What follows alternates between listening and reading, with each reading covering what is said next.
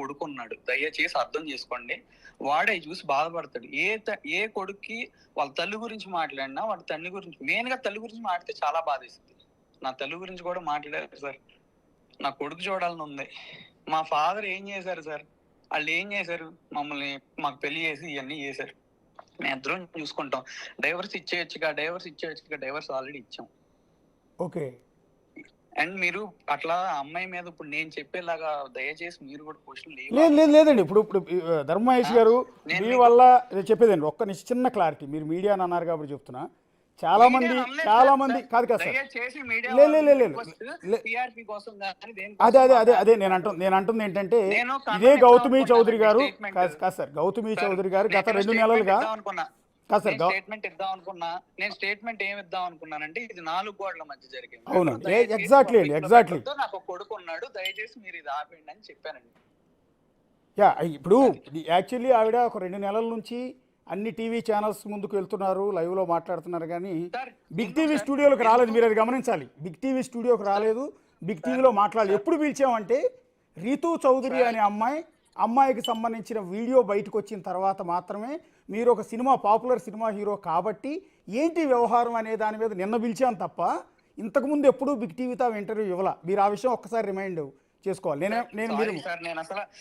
నేను ఆ వీడియోస్ చూసే పరిస్థితులు ఇప్పుడు నా కొడుకుని నా చూపిక నేను చచ్చిపోతున్నాను సార్. నా కొడుకు నాకు కళ్ళ ముందు అలా కనపడతా ఉన్నాడు. మీ రైట్ గా sir, as a father, biological father, మీ బిడ్డను మీరు చూసుకునే అధికారం మీకు ఉంది కదా సార్. నేను చూసుకోవటానికి వెళ్తే షీ టీమ్ పిలిపించారు. షీ టీమ్ లో ఏమండి ఎందుకు పిలిచారు? నువ్వు ఆ అమ్మాయిని రేప్ చేయడానికి ఏంటి? అది ఆవిడ అడిగిన క్వశ్చన్ చెప్తా ఒక్క నిమిషం. ఈ ఏంటి థ్రెట్ ఉందంటే నేను ఏదో చేయటానికి వెళ్ళాను, బాబుని చూడటానికి కాదు అని చెప్పి నన్ను బాబుని చూడనీయకుండా నెక్స్ట్ డే ఇంకోసారి వెళ్తే సెక్యూరిటీ పెట్టి గౌతమి బయటికి వెళ్ళిపోమన్నారు. ఏంటి అంటే, పోలీసులు ఇక్కడికి నేను రాకూడదు అని చెప్పారు. అప్పుడు ఏం చేయాలో తెలియలా. అర్థమైందండి?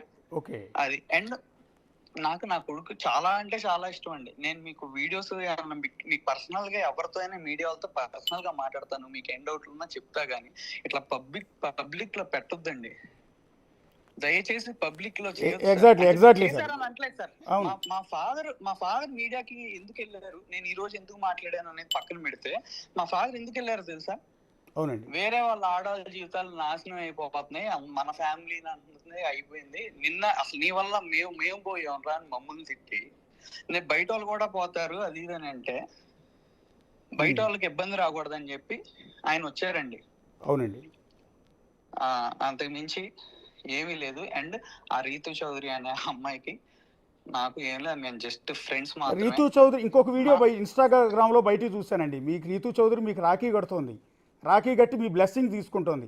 యాక్చువల్లీ యాజ్ ఏ హోస్ట్గా నేను కూడా ఈ వీడియో చూసినప్పుడు మొదట్లో మీకు నిజంగా ఇల్లీగల్ ఎఫ్ఐఆర్లు ఉన్నాయేమో అనుకున్నానండి. కానీ ఆ ఇన్స్టాలో వీడియో చూసిన తర్వాత నా ఆలోచన కూడా మారింది. అందులో ఆమె మీకు రాఖీ కడుతోంది, రాఖీ కట్టి మీ బ్లెస్సింగ్ తీసుకుంటోంది. మీరు ఏదో సమ్ మాల వేసుకుని ఉన్నారు సార్. నాకు రాఖీ ఏం కట్టలేదండి. నాకు అసలు మరి అదేం వీడియోని ఇల్లు ఏదేదో చేస్తున్నారు, ఏంటో మనకు తెలీదు. మనకైతే ఎటువంటి సంబంధం లేదు. అండ్ అనవసరంగా వేరే వాళ్ళ జీవితాలు నాశనం చేయటం కరెక్ట్ కాదు. నాకు ఒకరు తెలిసిన వాళ్ళు చెప్పారు, వాళ్ళ మదర్ చాలా బాధపడుతున్నారు అది ఇదని. మరి ఈ టాపిక్ అనవసరంగా రావటమే కానీ ఎటువంటి సంబంధం లేదు. అదండి మ్యాటర్. ఇప్పుడు ఫైనల్ గా ఏం చెప్పాలనుకుంటారు సార్? అంటే మీ మీద ఇప్పుడు జనాలందరి దృష్టిలో కాదు సార్, ఒక్క నిమిషం జనాలందరి దృష్టిలో మీరు ఒక విలన్ అయిపోయారు. ఒక విధంగా చెప్పాలి అంటే మీరు ఒక ఉమనైజర్ లాగా చిత్రీకరించబడ్డారు ఆవిడ చెప్పిన మాటలను బట్టి. మీకు కాంటాక్ట్స్ లేని అమ్మాయిలు లేరు, ప్రతిరోజు అమ్మాయిలు ఇంటికి రాకపోతే మీరు అసలు ఊరుకునేది లేదు, ఎంతోమందితో ఇల్లీగల్ ఎఫ్ఐఆర్లు ఉన్నట్టు. రెండోది, ఆవిడ ఇంకొక అలిగేషన్ ఏంటంటే మీ నుంచి ఆవిడకి ప్రాణహాని ఉంది అని. సో ఏం చెప్పాలి, జనాలందరికీ ఏం చెప్పాలనుకుంటున్నారు? నా నుంచి ఎటువంటి ప్రాణహాని అనుకుంటున్నారు లేదు. ఆ అమ్మాయే ఆ అమ్మాయి ద్వారా వేరే వాళ్ళతో బెదిరించి ఆ అమ్మాయి ఇవన్నీ చేస్తుంది. కానీ మీడియా ట్రైల్ చేస్తుంది ఆ అమ్మాయి, పోలీస్ ట్రైల్ చేస్తుంది ఆ అమ్మాయి. నేనేం చేశాను? నేను అమ్మాయి గురించి అక్కడ తప్పు మాట్లాడలా, నేనేం మీడియా ట్రైలు చేయలా, నేనేమి పోలీస్ ట్రైలు చేయలా.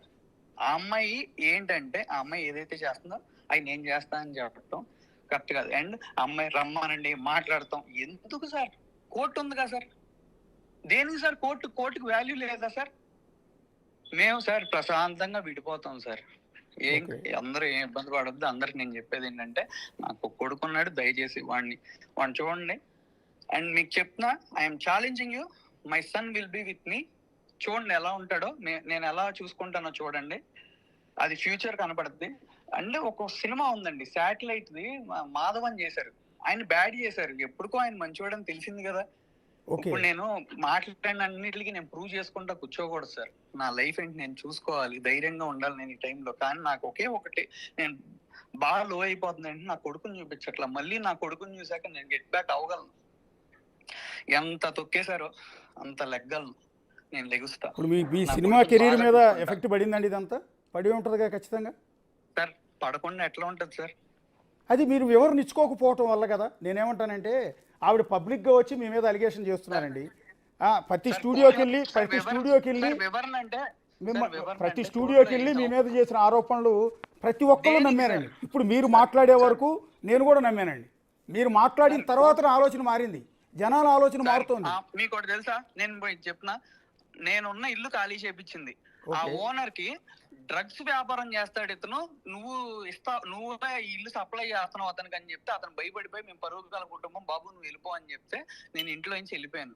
ఇంటి డోర్లు నలుగురు కొట్టారు. ఆ అమ్మాయి ఎక్కడ డ్రగ్స్ పెట్టినా సార్, నేను ఓపెన్ ఛాలెంజ్, ఎవరు నాకు మీ స్టూడియోకి వచ్చినా ఈ నెంబర్కి నాకు కాల్ చేయండి, నా బ్లడ్ ఇస్తా. నేను ఏ రోజు డ్రగ్ కనీసం చూడలా, కానీ ఇప్పుడు నా మీద డ్రగ్ కేసులు ఇరికించాలని భయంకరంగా ప్రయత్నిస్తున్నారని నాకు చెప్పారు. ఓకే, తెలుసా మీకు ఇది? ఓకే. అండ్ మా సిస్టర్ ఇల్లు కూడా ఖాళీ చేయమని చెప్పి ఒక ప్రముఖ మీడియా పర్సన్ కాల్ చేసి మా సిస్టర్ కూడా డ్రగ్స్ దాంట్లో ఇరికిస్తామని చెప్తున్నారు. మా సిస్టర్ ని. ఎవరు మీడియా పర్సన్ అండి? మీడియా పర్సన్ ఇన్ఫ్లుయెన్స్ తో ఒక వ్యక్తి. ఎవరు సార్? పేరు చెప్పండి. కాదండి, ఇప్పుడు మీ జీవితమే కాదు సార్. బతికే కష్టమైనప్పుడు మంచిగా బతికేది, చెడుగా బతికేది ఏంది? ఇప్పుడు మీ కెరీర్ నాశనం అయ్యి మీ మీద ఇన్ని అలిగేషన్స్ వచ్చి చిన్న వయసులో ఉన్నారు మీరు, బోల్డ్ అంత భవిష్యత్తు ఉంది. మీ భవిష్యత్తు మీద దెబ్బపడుతున్నప్పుడు మీ మీద కుట్ర చేసిన వ్యక్తి పేరు చెప్పడానికి అభ్యంతరం ఏంటి? భయం ఎందుకు పడుతున్నారు మీరు? కరెక్ట్ కాదు సార్. ఇవన్నీ మాట్లాడుకుంటే అట్లా వెళ్తుంది కానీ పక్కన పెడదాం సార్. అలా చేశారు, అలా చేస్తున్నారు. సో ఇప్పుడు ప్రెసెంట్ నేను బ్లడ్ శాంపుల్ ఇవ్వడానికి కూడా రెడీ. అట్లాంటి ఏం లేవు సార్. అది హ్యాపీడెంట్ బాక్స్ ని డ్రగ్స్ అని పెట్టారు. ఎంత దారుణం సార్. ఓకే, హ్యాపీడెంట్ బాక్స్ అంటే ఎక్స్‌ప్లాయిటేషన్ కి హద్దులు లేవు అని చెప్పి ఆ అమ్మాయి చెప్తుందంట. ఇది సార్ ఎక్స్‌ప్లాయిటేషన్ అంటే. న్యాయం సార్. నేను కంక్లూజన్ ఎందుకు మాట్లాడలేదంటే, కోర్టుకి వెళ్ళాం సార్. కోర్టు మనకి ఇస్తుందిగా సార్ తీర్పు ఇచ్చాక మాట్లాడితే నా మాటకి వాల్యూ ఉంటుందా? తీర్పు రాకుండా నేను మాట్లాడితే వాల్యూ ఉంటుందా? అంటే నాకు ఇది తీర్పు వచ్చాక కూడా నేను జస్ట్ ఒక స్టేట్మెంట్ ఇస్తాను. నేను ఈ టాపిక్ గురించి అసలు నేను ఎక్కడ మాట్లాడదలుచుకోలేదు. అంటే సార్, మీకు మహేష్ గారు మీరు నాకంటే చిన్నోళ్ళు కాబట్టి కొంత లీనియస్ తీసుకుని ఒక మాట చెప్తున్నాను. బేసిక్గా సొసైటీ ఎలా ఉంటుందంటే అండి, నిజం చెప్పులు వేసుకుని గడప దాటే లోపు అబద్ధం ఊరంతా తిరిగి వస్తుందండి. ఇప్పుడు మీ విషయంలో జరిగింది అదే. మీరు కోర్టులో తేల్చిన తర్వాత నోరు ఇప్పుతాను అనుకునే లోపే మీకు అవ్వాల్సిన డ్యామేజ్, మీకు మీ నాన్నగారికి అవ్వాల్సిందంతా అయిపోయింది సార్. నేను మీకు ఒకటి చెప్తాను సార్. ఓకే, నేను మీకు ఒకటి చెప్తాను. నేను మంచి చేస్తే ఖచ్చితంగా మంచి తిరిగి వచ్చింది కదా, ఖచ్చితంగా దానికి ఒక 100 times తిరిగి వచ్చింది. ఇది ఎవరిది అయితే ఇది ఒక రాంగ్ వేలో, ఎవరైతే ఊహించుకుని ఒక రాంగ్ వేలో వెళ్దాం అనుకుంటున్నారో వాళ్ళకే ఇబ్బంది అయింది. నేనేం చేయక్కర్లా, కానీ అది జరిగిద్ది. చూడండి, అదే యూనివర్స్. నేను యూనివర్స్ నమ్ముతా, ఖచ్చితంగా అది జరిగిద్ది. నారా నాకుంటది. నేను బాగుంటా. ఈ రోజు నన్ను పడేసిన నేను లెగుస్తా. నాకల్లా కావాల్సింది నా కొడుకు చూపు. దేవుడి దేవాల నా కొడుకు వచ్చేసినా నాకు పర్లా. అండ్ సార్, సెటిల్మెంట్ జరిగింది, ఒక పెద్ద మనిషి దగ్గర జరిగింది. అండ్ ఆ పోలీస్ స్టేషన్ లో కూడా సెటిల్మెంట్ చేశారు. ఆ అమ్మాయి జిస్మత్ సార్, ఆ అమ్మాయి అడిగిన అన్ని ఇస్తామన్నాం. ఓకే, అన్ని ఇస్తానన్నాం. అసలు నాకే తెలియదు సార్. నాకు షాకింగ్ థింగ్ ఏంటో తెలుసా? మాది దగ్గర దగ్గర 1,70,00,000 to 2 crore మధ్య ఎంత అయినా అవ్వచ్చు. ఆ గోల్డ్ తన దగ్గర ఉంది. ఓకే 50 lakhs క్యాష్ అడిగారు. అవి వెనక్కి ఇవ్వమన్నారు. 2 కార్లు కావాలన్నారు. గుంటూరులో ప్రాపర్టీ ఉంది, అది కొడుకు పేరు మీద పెట్టమన్నారు. అది ఇవన్నీ కావాలన్నారు. జిస్మత్ బ్రాండ్ కావాలి, దీని జోలికి రావద్దన్నారు. నా కష్టం సార్ అది. అయినా నేను ఇస్తాను, కానీ దాని నుంచి వచ్చే ఇన్కమ్ నా కొడుక్కి వెళ్ళాలని చెప్పా. ధర్మమేనా ఇది? ధర్మమా కాదా? నా కొడుక్కి వెళ్ళాలని చెప్తే కొడుక్కి వెళ్ళడానికి వీలేదు, నాకే కావాలి అన్నారు. వాళ్ళ ఫాదర్ అన్ని కొడుకు అంటావు. నా కూతురు పరిస్థితి ఏంటంటే ఆయన చూసుకోమని, నేను నా కష్టం నేను నా కొడుకు ఇచ్చుకుంటా. విడిపోయేటప్పుడు ఆవిడ వేరే వాళ్ళని పెళ్లి చేసుకుంటే నా కష్టం వాళ్ళకెళ్తే ఎట్లా? నా కొడుక్కి వెళ్ళాలి. సరే ఓకే, ఎవరు అంటున్నారు ఆమె కష్టపడి నా కొడుకు ఎవరు అంటున్నారు. నేను కష్టపడి నా కొడుకు ఇస్తా. అదే బ్రాండ్ మీద వచ్చిన డబ్బులు కోర్టు లాయర్లో రాసుకుంటాం. 100% ప్రతి రూపాయి నా కొడుకు ఇస్తా, నేను వాడిను అకౌంట్ లో వేస్తా. కానీ బ్రాండ్ ఆవిడ పేరు మీద ఉన్నారు కదండి. బ్రాండ్ ఆవిడ పేరు మీద ఉందంటుంది కదండి. బ్రాండ్ ఆవిడ ఈ సెటిల్మెంట్ తర్వాత ఆవిడ పేరు మీదకి వెళ్ళిందా? ఎప్పటి నుంచి సార్? ఒక్క నిమిషం. ఆవిడ పేరు మీద ఏం లేదు. జనవరి 25వ తారీఖు 30వ తారీఖు నా కొడుకుని నాకు చూపించట్లా, తీసుకెళ్లిపోయారు. మేము ఇద్దరం కొట్టుకుంటున్నాం, ఎప్పటి నుంచో కొట్టుకుంటున్నాం. ఆ అమ్మాయి మీడియాలో ఒకసారి చూసుకోండి, ఒక్కొక్కసారి ఒక్కొక్క ఇష్యూ చెప్పింది. మా గొడవ ఎక్కడ స్టార్ట్ అయిందంటే 10 చెప్పుద్ది ఆవిడ. అది పక్కన పెట్టింది, అయిపోయిన స్టోరీ పక్కన పెట్టండి. జరగాల్సింది నా కొడుకు న్యాయం. నా కొడుకు న్యాయం జరగాలి. మేమిద్దరం కలిసి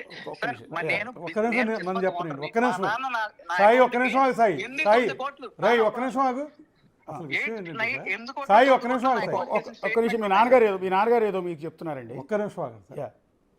ఇప్పుడు ఇందాక ఆ పాప, మేము మొగుడు పేళాలు ఇద్దరం సెటిల్ అయిపోయాము, కానీ ఎవరో దీన్ని చెడగొట్టారు అంది. చెడగొట్టింది ఆమె. ఎలా అంటే, నువ్వు ఈ అమ్మాయి మీద ఎలిగేట్ చేసిందో ఏం చేసిందో, నువ్వు సంపాదించేది మా కోసమే అంటున్నావు కదా, నా బిడ్డకే నాకే కదా. అయినప్పుడు జిస్మత్తు అయ్యి నాకు రాసే అన్నాను. ఎమోషనల్గా ఏంటంటే అక్కడ జరిగింది, నువ్వు ఎట్లాగూ మాదే కదా, మాకే కదా పెడతానంటున్నావు. నువ్వు ఎవరికి పెట్టకుండా ఉండాలంటే, దాని మీద రిటర్న్స్ ఎవరికి పెట్టకుండా ఉండాలంటే నాకు నా బిడ్డకి రాసేయమన్నాను. ఎమోషనల్గా చక్కగా సంతకం పెట్టేశాడు, రాయిస్తాడు. అయిపోయింది కదా. అయిపోయాక ఇతను ఏం కోరుకున్నాడు? భార్య కొడుకుని కోరుకున్నాడు. అవును. వీళ్ళిద్దరిని గెట్అవుట్ అన్నాక నువ్వు అదే పని అయ్యాక ఏం చేసింది అమ్మాయి? ఇంటి బయటికి పోమంది. బెటం చూపినంది. కాదు సార్, ఇప్పుడు అలాగా సార్, తేడా ఎందుకు వచ్చిందో మీకు చెప్తున్నా. అవును. అతను వైఫ్కి రాశాడు. వైఫ్కి ఎందుకు రాస్తాడు? వైఫ్ కావాలని రాస్తాడు, బిడ్డ కావాలని రాస్తాడు. అవి రెండు దక్కనప్పుడు, అవునండి, అవి రెండు దక్కనప్పుడు ఆ అమ్మాయి అబ్జెక్ట్ చేసినప్పుడు, రిజెక్ట్ చేసినప్పుడు, అవి రెండు దక్కనప్పుడు మరి నా స్థాయికి వెళ్ళటం ఎందుకు, అమ్మాయికి వెళ్ళటం ఎందుకు అని అబ్జెక్షన్ చేశాడు. అక్కడి నుంచి మీడియా స్టార్ట్ అయింది. ఆయన అంటుంది ఏంటంటే, అమ్మాయి మీద మనం ఎలాంటి ఆరోపణ చేయొద్దు, ఆమె చేసినంత మాత్రాన. ఇప్పటికి కూడా అతను ఆయన అదే సార్, నేను మీడియా ముందు పంచాయతీ పెట్టడానికి రాలేదు. నేను ఎందుకు చెప్తున్నానంటే సార్, ఇప్పుడు నా కొడుకు పెద్దోడయ్యాక నా అమ్మ సరే నీకు బుద్ధి లేదని నన్ను అడిగితే ఏంటి పరిస్థితి? ఆడికి బాధ అయిదా వాళ్ళ అమ్మని తప్పుగా మాట్లాడితే? కొడుకు కూడా తండ్రి కంటే ఇంకా తల్లిని అంటే ఇంకా ఎక్కువ బాధ వేసింది. గౌతమిని ఏమన్నాం, అసలు ఆ అమ్మాయి గురించి మాట్లాడొద్దు అని అనుకున్నాం. నేను మా ఇంట్లో వాళ్ళు అందరం అనుకున్నాం, ఎన్నైనా మాట్లాడుకొని అని అనుకున్నాం. నా కొడుక్కి న్యాయం జరగాలి, అది జరిగిద్ది. కాకపోతే ఏంటంటే నాకు ఆయన చూడాలని ఒకటే బాగా, అంటే నాకు బాగా గుర్తొచ్చేస్తున్నాడు. బాగా అది నాకు వాడు స్మైల్, వాడు నాతో ఉన్నది కానీ ఫ్రెండ్స్ లాగా ఉంటాం నేను అద్దరం. మీకు ఎప్పుడైనా నేను పంపిస్తానండి, మీ నెంబర్ ఉంది కదా. ఇప్పుడు మీరు కన్న తండ్రి, కన్న బిడ్డ మీద మమకారం, ప్రేమ, మీరు చెప్పింది యాజ్ ఏ తండ్రిగా నాకు నా బిడ్డల మీద అదే ప్రేమ ఉంటుందండి. మీరు చెప్తుంటే నాకు అర్థమవుతుంది మీ బాధ అనేది, మాటల్లో క్లియర్గా అర్థమవుతుంది. ఒకటి, ప్రస్తుతానికి ఇంకా డైవర్స్ పూర్తిగా అవ్వలేదు కాబట్టి మీ భార్య ఆవిడ గౌతమి కూడా బహుశా ఈ టీవీ చూస్తూ ఉండుంటారండి. లైవ్లో ఏమన్నా ఆమెను అప్పీల్ చేసుకుంటారు? మీరు పోలీస్ స్టేషన్కి వెళ్ళినప్పుడు చెప్పినా ఆవిడ వినకపోవచ్చు. లేకపోతే నాకు ఒకటి సార్, నేను ఒకటి జిస్మత్ బ్రాండ్ అనేది ఎప్పుడైతే నా కొడుకు అమ్మాయి ఇవ్వనందో, నేను అసలు ఆ అమ్మాయికి ఇవ్వను. ఓకే, నేను చూసుకుంటా. ప్రతి రూపాయి నేను తీసుకున్న బ్రాండ్ మీద వచ్చే ప్రతి రూపాయి నా కొడుక్కి ఇస్తా. మొన్నటి వరకు ఏదంటే అది పడ్డా. వాళ్ళ ఫాదర్ 10 కోట్లు కట్టమంటున్నారు. 10 కోట్లు కట్టమంటారు. నా దగ్గర రికార్డింగ్ ఉంది తెలుసా. 10 crores కట్టమంటున్నారు. ఇవన్నీ ప్రూఫ్లు అవన్నీ వదులుతా ఉండి నేను వదులుతాను సార్. దేనికి సార్ ఇదంతా? ఏంటి సార్ న్యాయం జరిగేది? మీరు 10 కోట్లు ఎందుకు ఇవ్వాలి? మీరు 10 కోట్లు ఎందుకు ఇవ్వాలి? ఆయన అడిగారు సార్. ఇదంతా ఊరికే అట్లా వెళ్తా ఉంటుంది సార్. ఇప్పుడు నేను మాట్లాడిన వాటికి అయితే మీకు డౌట్ ఉన్నా నేను నాకు పర్సనల్ గా దీన్ని పెట్టండి. అవి మీడియాలో పబ్లిష్ చేసి మీకు వాట్సాప్ లో పెడతాను. నేను ఎక్స్ప్లెయిన్ చేయదలుచుకోలేదు. ఫైనల్గా ఒక్క మాట అండి. ఇప్పుడు లైవ్ మీ వైఫ్ ఆమె గౌతమి గారు కూడా లైవ్ చూస్తూ ఉండుంటారు నేను అనుకోవటం. అయితే ఏమైనా పబ్లిక్గా జనాల ముందు ఏమైనా రిక్వెస్ట్ ఆర్ అప్పీల్ ఏమైనా చేసుకోదలుచుకుంటున్నారు? ఫైనల్గా ఒక్క మాట. రిక్వెస్ట్ అందుకంటే ఏదన్నా అనుకోమనండి. I'm literally begging you. I send you divorce. నేను ఆల్రెడీ డైవర్స్ పంపా. ప్రశాంతంగా నువ్వు డైవర్స్ తీసుకో.